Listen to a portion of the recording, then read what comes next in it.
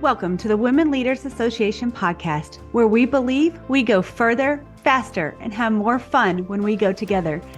Be sure to tune in each week to hear an empowering message from the world's top women executives, trailblazers, entrepreneurs, and all-around fierce female leaders. I'm your host, Julianne Kirkland, and I will be taking you on a deep dive of each message to equip you with the principles, strategies, and tools you need to start crushing your goals, increasing your impact, creating work-life harmony, and did I mention have more fun? Because when you love what you do it better. The Women Leaders Association is the world's largest women executives association with over 30,000 women in executive and leadership positions who are committed to the development and advancement of women in the corporate arena. If you would like to get involved in a Women Leaders Association chapter, would enjoy daily podcasts, or you desire to become a part of the Women's Mastermind group near you, simply go to womenleaderspodcast.com. Now let's tune in for this incredible message. Well, my name is Julianne Kirkland, and I am so excited to be hosting today's fireside chat with the one and only Liz Wiseman. And I am going to read her intro because it's phenomenal and I don't want to mess it up. So I'm going to read it. But Liz is a researcher and executive advisor who teaches leaderships to executives around the world. She is the author of New York Times bestseller, Multipliers, The Multiplier Effect, and Wall Street Journal bestsellers, Rookie Smarts and Impact Players. She is the CEO of Wiseman Group, a leadership, research, and development firm headquartered in Silicon Valley, California. Some of her recent clients include Apple, AT&T, Disney, Meta, Google, Microsoft, Nike, Salesforce, Tesla, and Twitter. Liz has received the Top Achievement Award for Leadership from Thinkers 50 and has been consistently named one of the world's top 50 management thinkers in its biannual ranking. What's up? She has conducted significant research in the field of leadership and talent development and writes for Harvard Business Review, Fortune, and a variety of other businesses and leadership journals. She is a frequent guest lecturer at Brigham Young University and Stanford University, and is a former executive at Oracle Corporation, where she worked as the vice president and is the global leader for human resource development. Liz holds a bachelor's degree in business management and a master's degree in organizational behavior, each from Brigham Young University. Welcome, Liz. Hey, it's good to be here. Oh, I'm so excited you are here. Welcome, everybody. Be sure, keep talking in the chat. So, Liz, I have to know, I, too, love to write. I'm an author. You've written incredible books. You are a New York Times bestselling author, a Wall Street Journal bestselling author. Like, what got you started on, you know what? I have these ideas. I've done this research. I've got to get this down. What got you there? Well, it was exactly that. So, I would consider myself an author, not a writer. And what that means is I never learned how to write. I never dreamed of being a writer. I just had an idea. And I had a bee in my bonnet. I had a bug in my ear, whatever it is. I had this question that was unanswered, and it really was born, so Multiplier is my first book, people say was my post-Oracle therapy. And I think, I'm trying to sort through, why is it that really, really smart people sometimes really struggle to build smart teams? They're so smart, but nobody else around them is smart. And I could see this, and I went out just looking for some research on it, couldn't find any. And I thought, well, I'll do this. Now, I had never written a book. And I remember the day I signed the contract to write a book with HarperCollins. And I'm like, I hope they don't know I don't know how to write a book. I hope this works out well, because I don't think I've written anything longer than a verbose email. Wow. And a probably 2 verbose Christmas letter that I would send out. That was it. So it was one of those things where you just say yes and you figure it out. I call it the naive yes, which is, you just, and it's not say yes to everything or everyone. It's right. It's not that kind of naive yes. Not that kind of yes. Not overloading yourself. It's saying yes to hard, important things before you realize you don't know how to do it.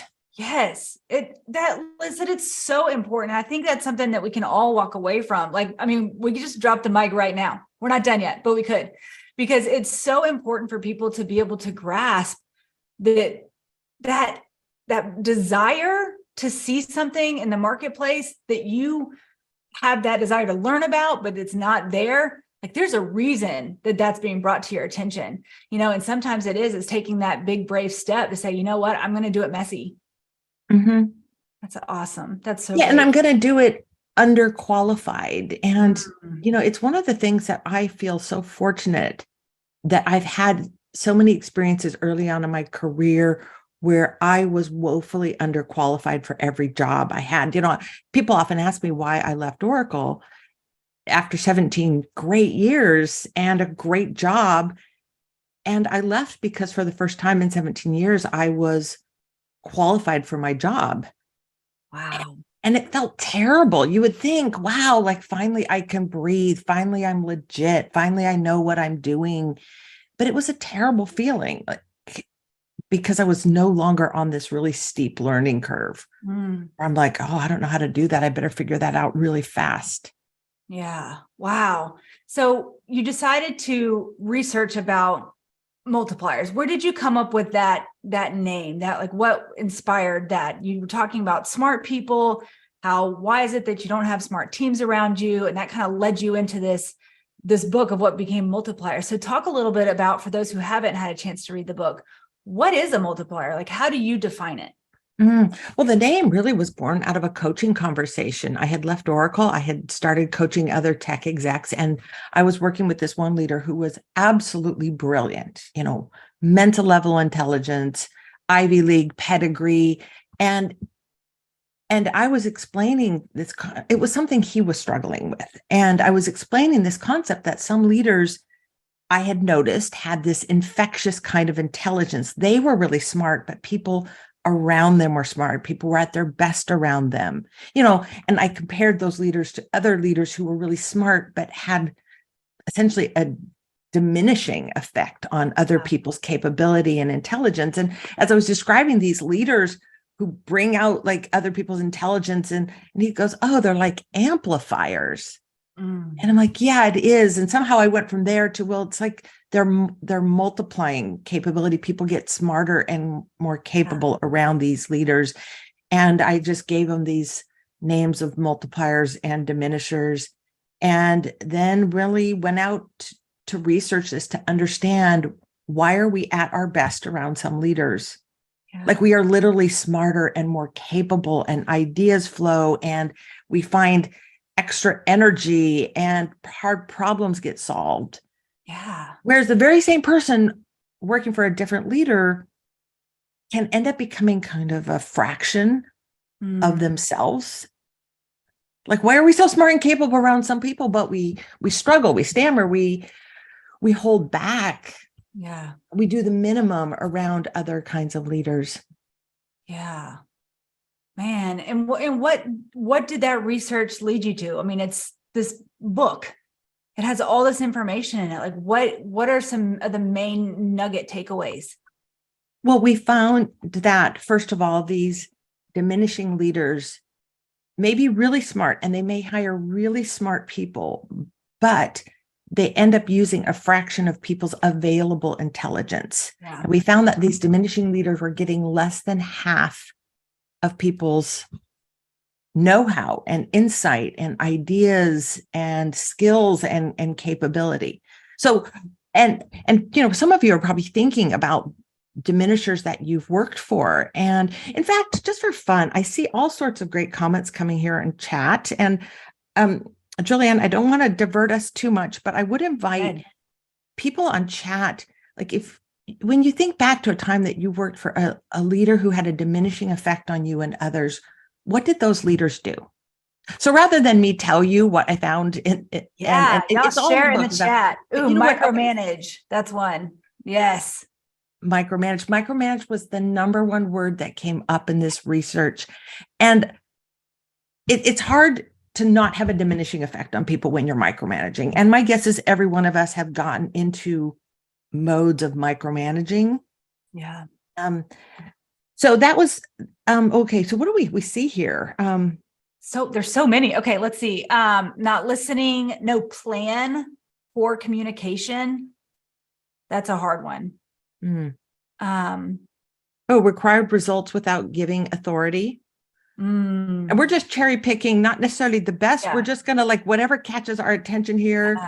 They didn't follow through. Instructed versus developed. Bullied. And no clear direction. Ingrid's point is really good there. I kind of started the research assuming that the diminishers were these like tyrannical, narcissistic, bully, in your face, micromanaging kind of leaders. And what I found is you can actually have a diminishing effect by simply being passive. Yes. Not giving people clear enough direction. I once asked, I was all worked up. I hate micromanaging. I hate being micromanaged. And I was all worked up one day in a staff meeting. And I asked, I had my management team with me. I said, am I a micromanager? Because I was worked up about like, I don't know, the ill effects of micromanaging. And people just burst out laughing. And they're like, Liz, you micromanage?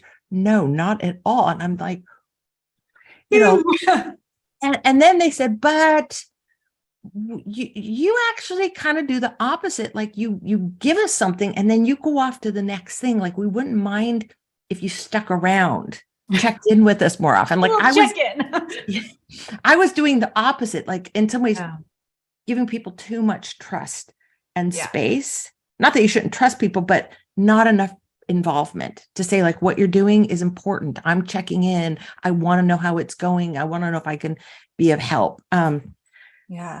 I love that too, Liz, because you're not only checking in on like the progress of whatever the assignment is, you're making that human connection. And that's so important for people as they're growing and progressing in whatever their field is, to be seen. That means so much to people in the workplace. Yeah. And I think I was sending off vibes that, okay, let me get this work off like hot potato, off my plate onto yours. And then it's not important to me anymore. And so letting people know the work you do matters. I care about it. I care about you. I want to know how you're doing. Okay. Let's switch our focus over to what did the multiplier leader do? I want you to think back on your career and someone around whom you're at your very best. Your very, very best. Ideas are flowing, hard problems are getting solved. What did they do? Yeah, put that. We're going to have a more fun way to share with you what I found in the research, because what I found in the research is I'm sure going to be captured here. Empowered, built rapport. Oh, rapport is so important. Confidence, encouraged, supported, constructive feedback, created trusted ways to learn, listened, made me feel like I was a part of the team. Well, these are coming in so fast. You're doing great. You're keeping up. Freedom to do my job and yet provided feedback. That's great. Listen to my ideas, communicated with me, inclusive work environment, positive attitude, great communication, intentional time. Oh, intentionality is so important. Shared my ideas, gave me the spotlight, built me up, coached me on the spot. Julianne, there's one here from Jen that says growth mindset is key. And I remember something Carol Dweck, who wrote Growth Mindset, or I guess she wrote the book Mindset about growth mindset. She read the book and looked at the research, and she was delighted by it for a number of reasons. One of which is she's like, she could see that essentially these multiplier leaders held a growth mindset, not just about themselves. We talk about, does that person have a growth mindset or a fixed mindset? Right. These are leaders who have a growth mindset about others. Yeah. And it's like, the person on my team, just like I think about my leaders when I was early days at Oracle, who gave me work I didn't know how to do that felt so much bigger than me, way above my skill and capability level. But they're like, we're going to give this to Liz. She's smart. She'll figure it out. Yeah. And that was how they treated me. And so I'm like, well, I guess I better figure it out. Well, I guess I'm smart. I guess I can. And so I think I love this comment about growth mindset is the key, not for just for ourselves, but for our teams. So you can see here, this is kind of what we found. If I could sum up what multiplier leaders do, they create two conditions. One is safety, and the other is stretch. And there's a lot of detail behind that, but that would be my like 2.5. Safety and stretch. Safety and stretch. That's awesome. Yeah, it's when I look back, and it took me, it was years after I had written the book that I could step back and say, oh, fundamentally what's going on here is they're creating an environment where people feel safe, where it's safe not just to belong, but where people feel like it's safe to speak up, speak out, make mistakes, try hard things, fail and recover from our, mistakes. But they don't just create a good environment, because nobody likes working for a leader who's all stretch, but no safety. But we also don't like working for leaders who are all safety, but no stretch. And so on the stretch side, it's they challenge people, they hold people accountable, they demand learning, they demand people's best thinking and best effort, they give people hard things to do, they don't rescue them when they're struggling. But when we can combine these two dynamics, people are at their best. This is just, it's so cool for me. Like, I know all these people that are here today are just getting so much value from it. And I am just like in awe right now, because when I knew I was going to be interviewing you, I was like, oh, multipliers, my people. And I've always told myself that I'm a multiplier because, Liz, I had quadruplets. I had 4 babies at one time. And so like, literally a multiplier. But one of the things that I talk about a lot is the stretch, not only physically that had to happen, but mentally and spiritually and emotionally. And it was like going through that experience, I realized just how far beyond our capacity we can stretch to when we are given the opportunity to. I never, ever would have been like, yes, sign me up to have 4 babies at once. Just like you're saying in your job, like those weren't things that you thought you could do. And then you were given the opportunity to do it and you rose to the occasion. Yeah. There's another book I did called Rookie Smarts, and I can sum that one up in about a sentence is, that we are often at our best when we know the very least, when we're new and we're naive, when we're striving, when we're reaching, it actually brings out humility. It brings out openness, perspective taking, like experimentation. Yeah, that curiosity. Right. And so for ourselves, it's like, don't be afraid of taking a job that's a size or two too big. And as leaders, like give people assignments that are kind of like dole out assignments the way that you shop for shoes for toddlers, because you don't buy them. This, you don't buy them to fit. Right. With quadruplets, you got no hand-me-down things. They're like That's doing true. This all the way. You buy them a size or two too big. And when your kid's like, but mommy, my feet are flopping around in these shoes, you're like, it won't be next month. They won't be next month. Like you will grow into these shoes. Yeah. And I think it's one of the things that multiplier leaders do. I noticed a comment here. Someone asked for a definition of multiplier. A multiplier is a leader around whom we are at our smartest, our best. Yeah. They're leaders who fully use the intelligence. They're leaders that get 100% from other people. Yeah. And Liz, would you say that even if you're not in a defined leadership role, you can still bring out those qualities as a multiplier? It's funny, when I wrote the book Multipliers, I honestly was writing the book for managers, corporate managers.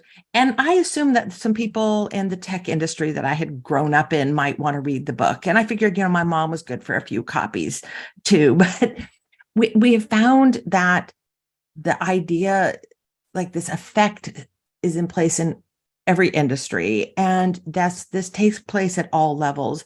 And we find that people can apply the concepts, not just in their work in the corporate sphere as a professional manager, but it's the same form of leadership in our community-based organizations where you're leading through influence and Yes. You're not paying people for their work, but people are voluntarily giving you their time and energy.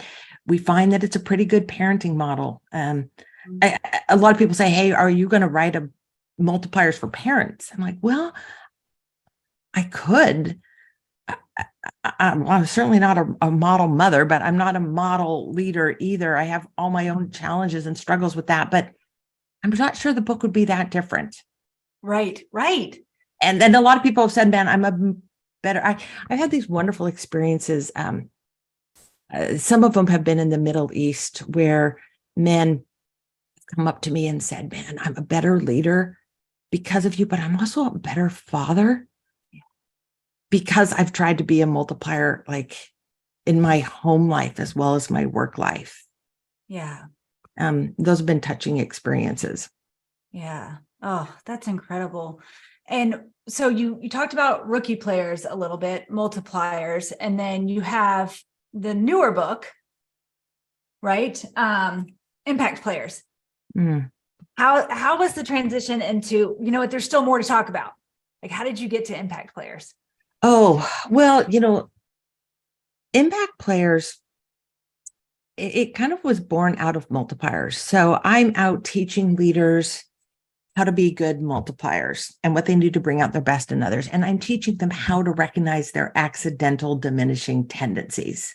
And that was the other thing. I failed to mention this. Maybe I'll just mention it briefly here, is that we find that not only do diminishing leaders get half of people's available intelligence, whereas multipliers get virtually all of it, we find that most diminishing that's happening in the workplace is accidental. It's coming from really well-intended leaders who are doing what they think is helpful. They're doing things that they think enable other people, but yet are having a really diminishing effect. And we can talk more about that if you want. Maybe for everyone, on board here might be thinking about, how do you end up having a diminishing effect with the best of intentions? Yeah. Let's go there. Okay, we'll go there, and then we can. Absolutely. I'll talk about sort of how that brought me to the research behind impact players. We find that over 60% of diminishing is accidental, and so maybe I could just invite people on chat, like, what might you be doing as a leader that could have a diminishing effect, but you're doing it with the very best of intentions?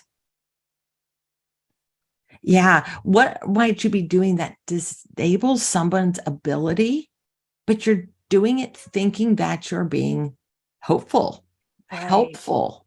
Right.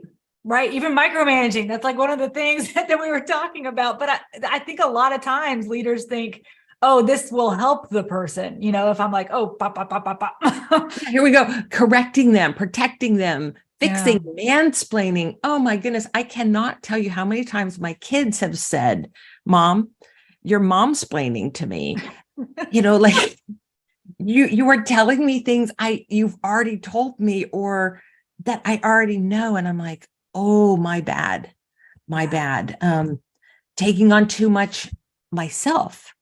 Absolutely. I had a boss early on who told me it was the worst management advice I'd ever given. I should label this in case someone thinks I'm suggesting people do this. They said, Liz, as a manager, your job is to do everything that is important, hard, and new, and have your team do the rest. Okay, well, so like fast forward a few months, I'm doing everything important, hard, and new. And I'm like, what? So I'm this like superhero / boss. I'm working crazy hours, like I'm exhausted, and everyone else on my team, like, they're going home. They got a good pickleball game, right, whatever. Like, and I'm frustrated. I'm like, why is it all sitting on my shoulders? Worst management advice ever. Yeah. Do you think, Liz, that? Finish your sentence. Go ahead. No, you go.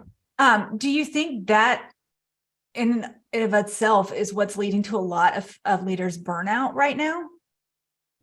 Well, we find, burnout is one of my favorite things to try to unpack and understand. Like there's a number of reasons why people experience burnout, but one of the dynamics in organizations is that you get a small number of people, the managers, the leaders, the overt superstars of the organization, who are being given everything, taking on everything, leading every initiative, leading every team, doing the extras. Their load is too packed and they burn out from overuse. Meanwhile, you have the people who are working around them or for them who are underutilized, maybe diminished, or maybe just underutilized, who burn out, not because they have too much work, but because they have too little opportunity for impact. Good. See, and this is the thing that we find is that people generally don't burn out because they have too much work. We experience burnout when we're having too little impact for the work that we're doing.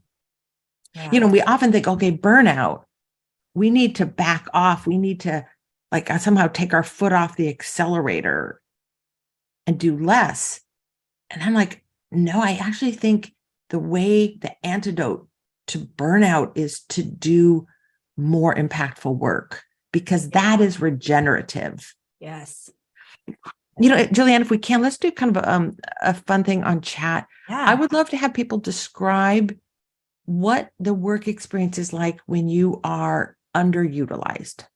Underutilized. Meaning you have more knowledge and insight and talent and capability and energy than the job requires, or more than maybe your boss allows. Yeah. Frustrating, boring, quiet quitting. That's definitely a thing. Unmotivated, distracting, too comfortable. Distracting is an interesting one. Long days, demoralized. Yeah, the days are long. Nobody describes being underutilized as a good gig. Oh, well, my job doesn't require much. I don't know, I write poetry between calls Okay, but now in contrast to this, what's it like when you are working extremely hard, but you're being deeply utilized? I mean, you're using every IQ point you got, and trying to build more in flight. Energizing, fun, fulfilling, exciting, rewarding, exhilarating, satisfying, joyous, motivated, proud, valued, thoughtful, appreciative, productive. Oh yeah, absolutely. And I feel like there's two messages that come out of this. One is for ourselves. If you are feeling burnt out, there could be a number of causes for this. It might be that you simply have too much work. Maybe you need to say no to some things. Maybe you need to back off. But before you back off and lighten your load, I would ask you, what is really the source of the burnout? It might be because you're having too little impact. Maybe you need to bite onto something, sign up for something hard. Yeah. Give a naive yes. The other is to think about your team. That the best leaders aren't just, the nice guys of the workplace. They're not just the feel-good leaders who create a warm, inviting, nurturing kind of environment. They're also leaders who ask people to do things that are really hard and uncomfortable, and deeply utilize people. Hold people accountable. That if your team is experiencing burnout, it might be because they're just working hard, but going through the motions, or maybe they're not being given big enough challenges. Yeah.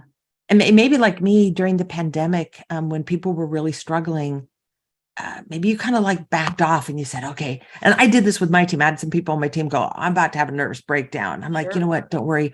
I'll do the hard stuff. And I didn't have little kids at home at the time. And so I was like, you know what? I'll do these things. But then at some point, you've got to give people that degree of challenge back. Yeah. Feed your team a steady diet of challenge. Have you seen that there has been almost a fear? I was having a conversation with a couple leaders the other day about this exact thing, that now it's almost this I'm stepping on, eggshells around people of almost too afraid to give them back these harder things because of everything that came out of the pandemic and the mental well-being. And, everybody just feels so fragile. And it's how are leaders to approach this to where they still see their people, they value their people, they understand mental well-being and support it, and are still able to ask them to rise up. Yeah, I think I love your metaphor of walking on eggshells, because I think that's what people feel like, oh, I don't want to be the source of like diminished well-being for other people. Nobody wants to be the cause of this. So I think there's a couple ways that you can go about it. So it's all about calibration. It's all about calibration. And either you are a keen observer of each person on your team, you know them, you know what they've got in their personal life, you know what they've got in their work life, you know them well, you know what they can handle, and then you can kind of size that right for them. That's one option. The other option is to simply ask people. And they might be questions like, so what's the degree of challenge, or like, how challenged do you feel at work? Like what's the amount of productive challenge you feel? Like, do you want greater challenges right now? And okay, key point, nobody grows because they have more work to do. People grow by being given more challenging work. Yes. That's a very important distinction, everybody. It is. It's not like, okay, how do I solve more of the same math problem over and over? It's not a time trial this way. It's, okay, now that you know this, let's give you that. So you could ask people, like, how satisfied are you with the level of challenge right now? Do you want more? What are the problems? Or you can get really specific, like, what's the challenge you wish you were being given right now? That's good. What's the degree of challenge you want right now? Or is now a time that you're looking for more challenge or less challenge? Yeah, that's good. But it's all about sizing the challenge right. And, it makes me think of the time I was on the Kanapali Beach down at Black Rock on, I guess this is Maui, right? Yeah, Maui.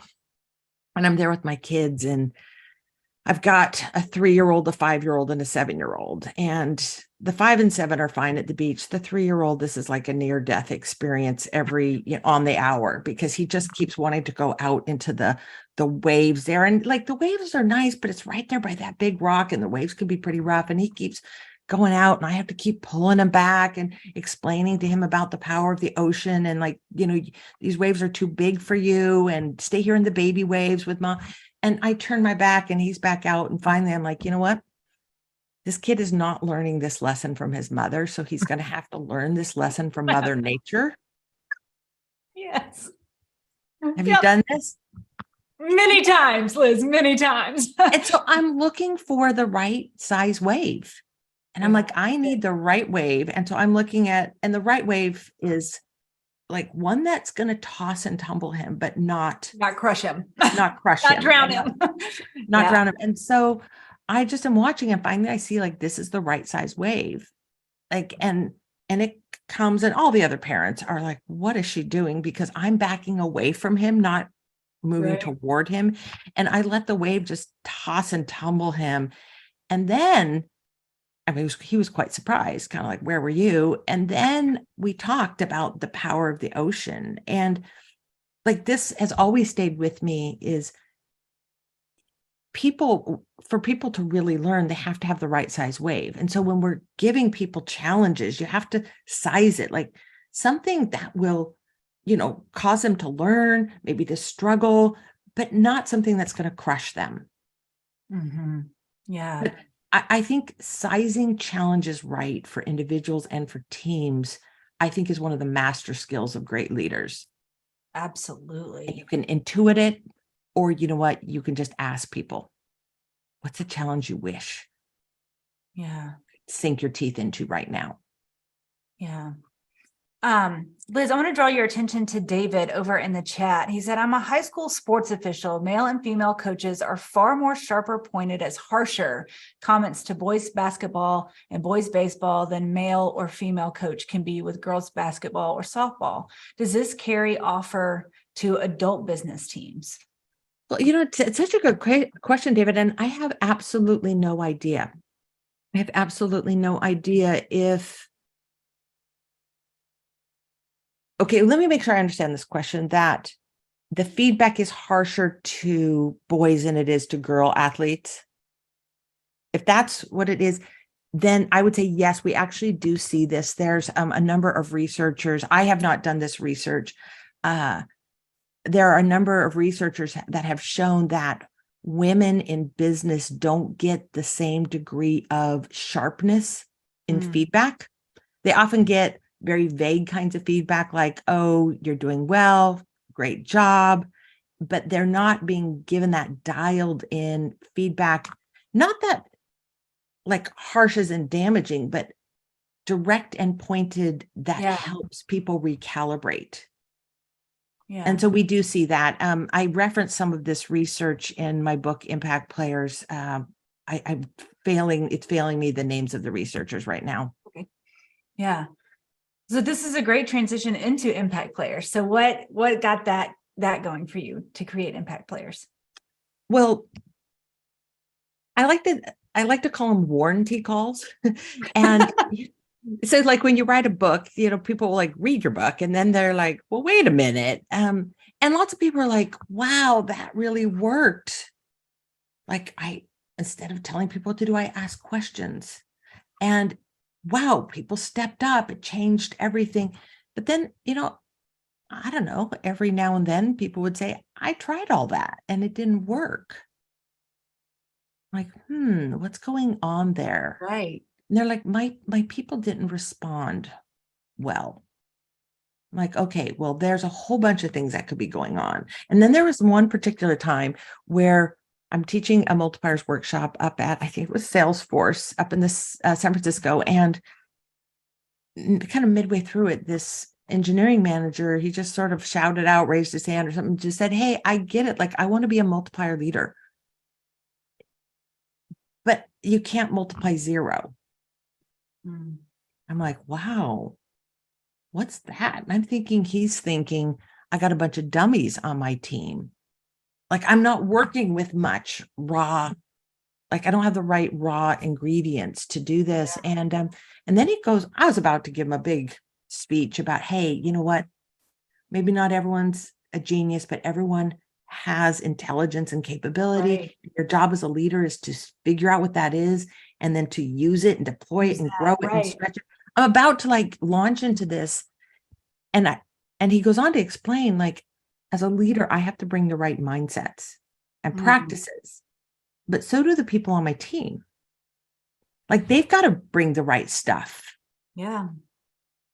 And I'm like, yeah, like creating an organization or a team where people are contributing at their fullest is a function of leadership, but it's not solely a function of leadership. It also has everything to do with the mindsets and practices that we show up with.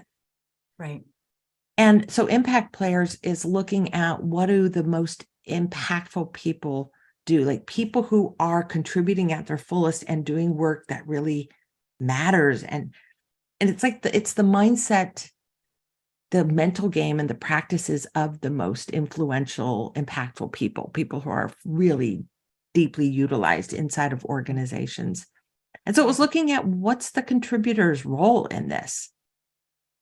Yeah, that's so good. That's awesome. What have you found? Like, as you continue to dive into the Impact Players, what are some of the key attributes? Well, what we did is the essence of the research was we studied Impact Players versus what I called ordinary contributors. Okay. So we went out to 9 different companies, 170 different managers, and we interviewed and surveyed them. And we asked them to identify 2 people that they either were currently or had led, both of whom were smart, both of whom were capable, both of whom were hardworking. So we're trying to neutralize those variables. And what we just want to know is, how do they show up? Like, what practices do they bring? How do they approach and think about work? And what we found as we looked at the difference between these Impact Players and ordinary contributors, and the ordinary contributors, these are not low performers. These are people who are doing a fine job. So people who are doing a fine job versus people who are making a huge impact. Okay. Is we found it has everything to do with how they handle uncertainty. And there were these 5 situations. So I gathered all this data. And as I looked at it, I could see that there were these 5 situations that the impact players handled very differently than other people. And they have everything to do with messy, ambiguous, uncertain kinds of situations. And I've got a little chart. Let me see if I can share this. Here we go.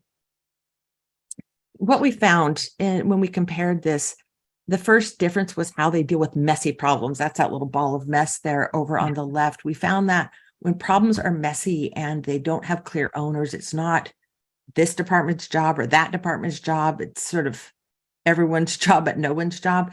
Right. Contributors do their job, like they do their part, but the impact players do the job that's needed. That's good. That's good. And I think we all know the difference of people who, like, when there's a big problem and some people are like, do, and they're doing their job when you're like, over here. Right. Hello. There's this thing happening. Right. And the impact players are the ones that I see the thing happening and it's not my job, but let me go make myself useful. Yeah. They're rangy about their job definition. The second difference in how they handle these situations has to do with how they handle unclear roles, where it's clear you're collaborating, but kind of unclear who's in charge. Or, just that feeling when you go into a meeting and, like, okay, we're all here to talk about this, like, but who's the boss of the next 60 minutes? We find that in those situations, ordinary contributors, they're waiting for direction. They're waiting for role clarification. They're waiting for someone to ask them to lead. They're willing to lead, but they're waiting for an invitation to lead. And the impact players in these situations where there's a leadership vacuum, they just step up, but they're not the kind of people who are constantly in charge. They fill that vacuum, but when that need is filled, they step back and they follow other people. The next is how they deal with unforeseen obstacles, things you couldn't have planned for, dropping in their path. We find in these situations where the problems are bigger than us, the ordinary contributor looks up, they escalate those issues to higher ups, whereas the impact players are just holding on. The ordinary contributor takes ownership, but when it gets really tough, they hand it off, whereas the impact players just hold on to ownership all the way through to the end. And instead of like giving it to their boss to solve, they get their boss working for them. Like, okay, you know what, we've got this big deal that's in bad shape here. I need you to do this. Can you handle this? They just hold on to ownership. When targets are moving, the ordinary contributor tends to stick to what they know, whereas the impact player is constantly adapting, adjusting their aim. They're asking for input, asking for guidance. And then lastly, when the load feels heavy, ordinary contributor, or how we operate when we're in this mode on the left, they tend to add to the burden, whereas the impact players just make work light for everyone else. They don't do other people's work for them. They just are easy to work with. They take hard work and make it feel easier. They don't participate in the drama, the politics. They don't add to the phantom workload. They keep their energy on the workload, and they bring a sense of like lightness and fun, even that to just make hard work feel a lot easier. So that's in essence what we found. Yeah. Did you discover at all because we were talking about environment earlier, did you come across in your research impact players who were more impactful in that more nurturing environment, that stretching environment, than impact players who maybe have been in an environment where they tried to have all those attributes of an impact player and were shot down repeatedly? Don't step outside your lane. Don't do that, and so now they're maybe in a new role, afraid to get back into that impact player modality. Did you find that at all? Absolutely. And I was noticing the beginning of Erin's comment here about I get in trouble for. And so I'm like, I didn't even have a chance to read the rest. I'm like, I got you, sister. I know what that's like. And she's saying that is exactly what's happening to me.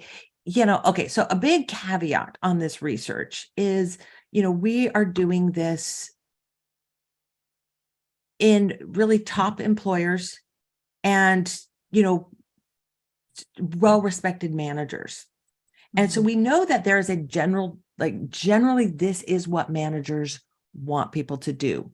That doesn't mean that this is what your manager wants you to do. So if you are stuck working for a diminishing manager, some of these same kind of behaviors can get you in trouble. Yeah. But there is a way to do it where you don't get in trouble. So it's not like, all of the behaviors, on the right side of that chart are rangy behaviors. They're more courageous. They're riskier behaviors. And so sometimes we have to get permission before doing it. Yeah. Like, I like the kind of metaphor of like, if you're going to go out, step outside of your role, it's like going off-road. It's going into backcountry. And you don't just go into backcountry without taking out a permit. Mm-hmm. And part of taking out a permit is so you're letting the rangers know, oh, by the way, I'm out there. So if something were to happen, like this is where you go look for me. If we're going to go chase an important problem, we probably want to take out a permit for that.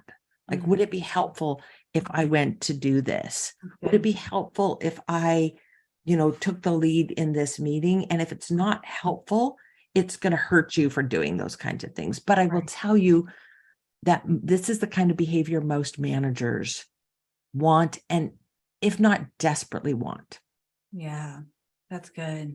And Melissa just said, yes, you're preaching to the choir. I work in an environment where everyone is super siloed and are often not willing to step outside of their lane to help. They want to help, but if it's outside of their lane, they often want to pass the buck. Yeah. Mm-hmm. Man. Yeah. And if a little bit more on that, if you've got a manager who bristles with some of this, like, be thinking about, how can I do this in a way that makes my manager look great? And there's something, that I've studied from, I'm kind of known for the person who studies and talks about multiplier leaders, but to do that, I spend a lot of my time studying and trying to understand diminishing leaders. Yeah. Like, for people working for diminishing leaders, it sucks. It sucks for people, but there's this dynamic that when we find ourselves working in super hierarchical, siloed environments where leaders are diminishing, we judge it to be wrong because it is. It goes against our nature. Like, our nature is to want to be a difference maker, not a position holder. Our nature is to want to help, not to participate in hurtful kind of politics. But when we see leaders, sort of perpetuating that way of working, we judge it to be wrong. We push them away. We judge them to be diminishing, ineffective. We push them away. We try to keep them out of our work lives, and it makes the diminishing dynamic worse. Yeah. Yes. Like, what happens when you try to kind of keep out a controlling boss? Right. Yeah. What happens when you try to tell a micromanaging boss that, what, they don't need to be involved in the details? What happens when you try to argue with a know-it-all? Right. Like, they absolutely double down on this. Yeah. They will make your life work. Like the short answer to what do you do if you're dealing with a diminishing boss is you need to be a multiplier to them. Which in some ways sucks, because it's like saying you need to be the adult in the relationship when they're supposed to be the adult. Right. But it is the only way to make your work life better, is to multiply up, not to manage up, because that implies manipulation, but to multiply up, meaning to listen to them, to include them. If you want to work more like an impact player, find a way to do it that makes your boss look good, look like a hero along with you. And people generally find a way to let others do things that make them look good. Of course they do. Of course we don't tend to stop that. Like, oh no, stop that. Making me seem like a hero. Yeah. But it requires a little bit of art form. Yeah. Yeah. And I think that goes back to what you were talking about earlier with not doing work that's impactful, enough. If you are an impact player, if you are a multiplier, and the environment is not bringing that out in you, you can kind of have more anxiety because you're not able to fully express all of who you are. And so every day you go home feeling overwhelmed and burned out and anxious. And, it's just, that is not good for anybody to continue to show up to work every day like that. Well, and I think there's another mistake that we make over and over is when we get stuck in a bad job. We are working for a bad boss. We go and take another job, we quit. So there's the quit and stay thing. That's the quiet quitting, which hurts us way more than it hurts our organization. Like I want to beg people not to do this. Like maybe your organization doesn't deserve more from you, but you deserve more from your work experience because it will eat you from the insides. Yes. And it will leave you with malaise and languishing, to use Adam Grant's term. But we often find ourselves in those situations. We don't want to, we're like, okay, I got to go find a new job. Well, people then go take a new job and guess what they find over there? Same kind of problems and similar kinds of bosses. Like if you are in that situation, go shop for a boss. Yeah. And there's an, kind of an art and science to doing that is to figure out who would I be working for, because that person and how they lead and the tone they set and the culture they create around them is way more important than the details of like what you're going to be doing. This is particularly if you're early career. Yes, absolutely. Oneness and purpose, 100%. Yes. Love that. Or shop for a boss or become one. Yeah. Boom. You could do that too. I love that. Okay, Liz, do we want to head into the Q&A for the last 9 minutes? Yes. All right, let's do it. I'm going to click this Q&A button here. All right. Oh, yes, we will post the title of her book. It's Multipliers, right? That's one of them. And then the other one we're talking about is Impact Players. Yes. Okay. So where I saw one earlier that was talking about where did it go? It was talking about personalities and navigating the different nuances of personalities. And I just researched recently around there's 25,000 different kind of personalities. It's quite a lot. And so what have you discovered as, is that it? Like, is that what we're to do, is to just go with personality types to help define who people are? Or have you figured out other ways to really navigate defining or allowing people to embrace their full self and not just a personality test?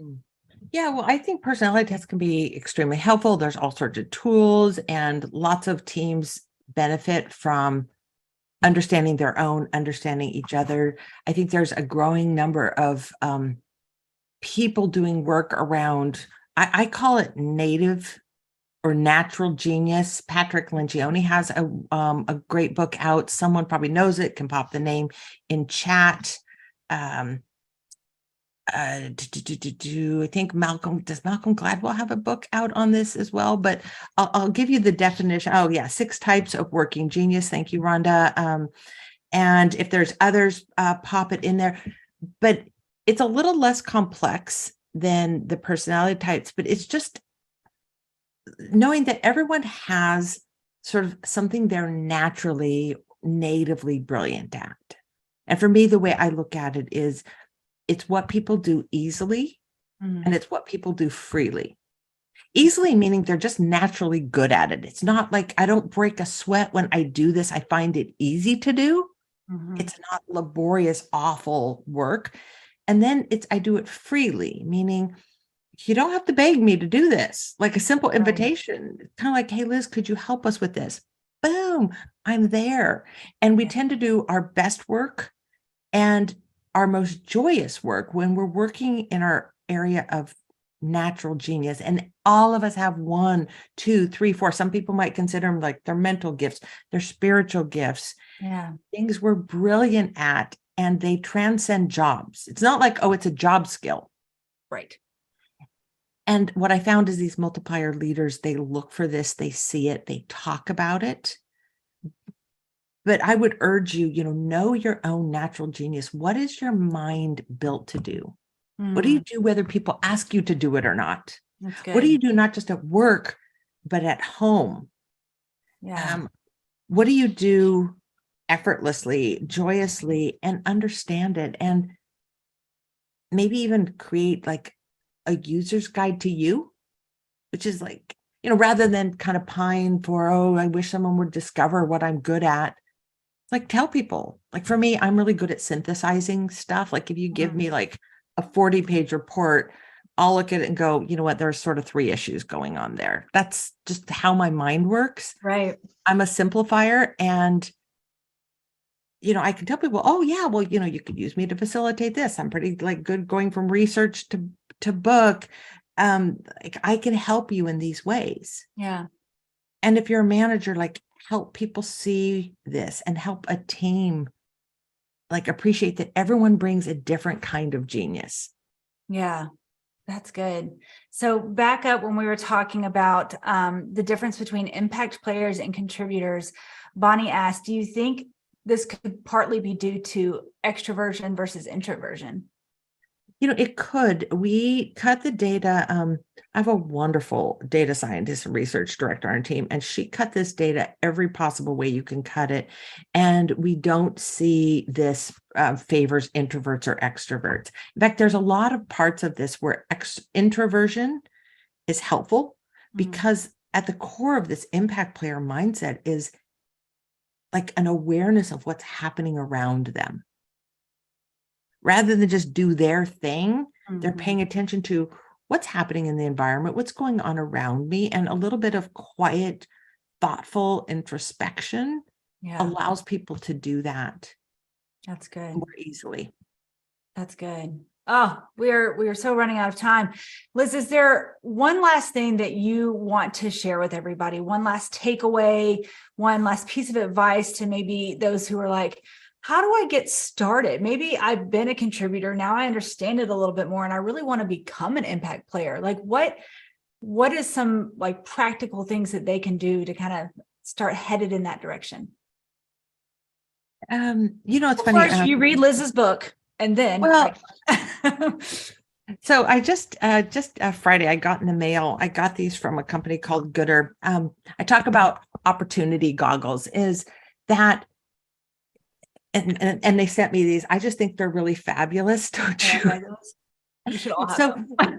what we find is that like fundamentally the impact players are people who move toward ambiguity and uncertainty where other people see threats like, oh, there's unknowns there. That's threatening. I'm going to back away. They move toward it. And it's because they look at it and say, okay, yeah, like this is ambiguous, uncertain, and messy, but is this an opportunity? And so I guess if you want to get on this path, it maybe, like occasionally sort of put on the opportunity goggles. They're not sunshine goggles. It's like when you're in those messy situations, leaderless situations, things are changing, evolving, moving, just ask yourself, how might this be an opportunity to add value? How is this an opportunity to demonstrate leadership? How is this an opportunity to innovate? Because when like a big obstacle drops in the way, no one knows what to do. Guess what? You can just do whatever you want to do, and people will be, they'll be so thankful that you're right, that you're doing something. Right. It's a chance to innovate. It's a chance to lead. It's a chance to learn new skills.